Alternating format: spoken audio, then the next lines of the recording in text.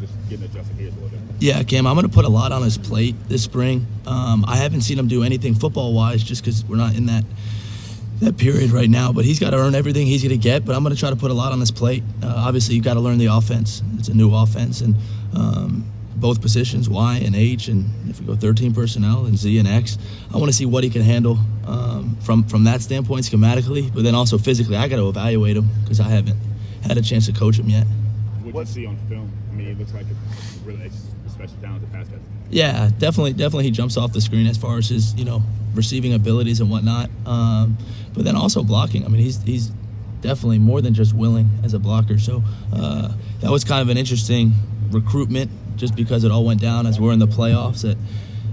So the timing was not ideal there. But I'm super impressed with Max and his maturity coming in here and just acclimating himself to the unit. It's been awesome. Were you Great looking addition. to add somebody to the room in general, or was it just a guy like, man, if that guy's out there, we got to go get him? Yeah, I'm always open to adding, to making our room better.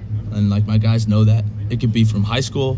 Like, people say, how many are you taking in this cycle? I'm going to take as many good tight ends as I could take, period, whether it be high school or transfer portal. So I didn't go in saying I need to go take one. My focus was we got to get these guys ready to win the Natty because we were in the playoffs at that point. But no, every year I'm going to take as many great tight ends as I can because, we want to be the best unit in the country. What was the discussion like with bringing Max in when you know how good the receivers are that Brian do just about everything. You know how good of a receiving threat Max is. Is there a question of do we need a true receiving threat at tight end? You know what I'm trying to ask? Brian's room does such a good job in the receiving game. How does Max fit into this offense? How much of that discussion was there before you guys were okay, yes, we're ready to take that? Yeah, it was never really comparing Max to anything with the receivers. That was never a conversation. It was really more of do we want to bring in someone in the middle of this playoff run? And we were super, super protective of what we had going. Even the first couple of times I talked to him, he was talking to all these different schools, some that were in the playoffs. And I told him, I said, listen, I'm not going to sacrifice for 1 second any of my energy on you or a recruit or anybody. We're trying to go win the national championship. So even that was the conversation. It was all about timing and being a fit.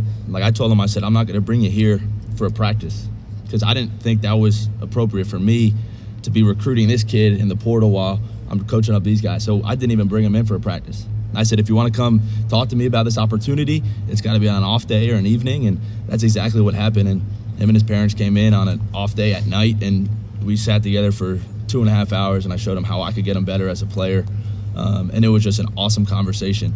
But as far as bringing Max in, it was less about his skill set, more about is it a fit. And before I did any of that, I talked to Bennett and I talked to Kaz, and I said, you guys coming back, this is your unit.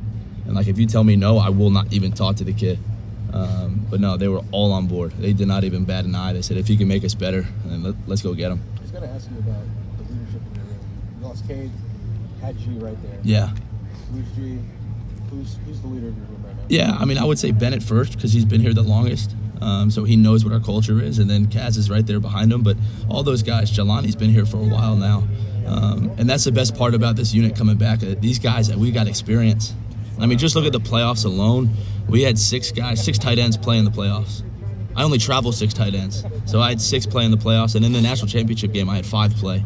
So, there's a lot of veteran leadership coming back. So, a bunch of leaders in that room. When talking about Jelani, consistency gets brought up a lot. He's Yep. really made strides in that regard. Where have you seen him grow the most? And I guess where is he different now today, heading into spring than he has been? Yeah, how Jelani's different right now is all the non-glamorous stuff. It's just the daily habits, the stuff that you guys might consider boring, but just what are your habits from a day-to-day standpoint? How do you attack the off-season?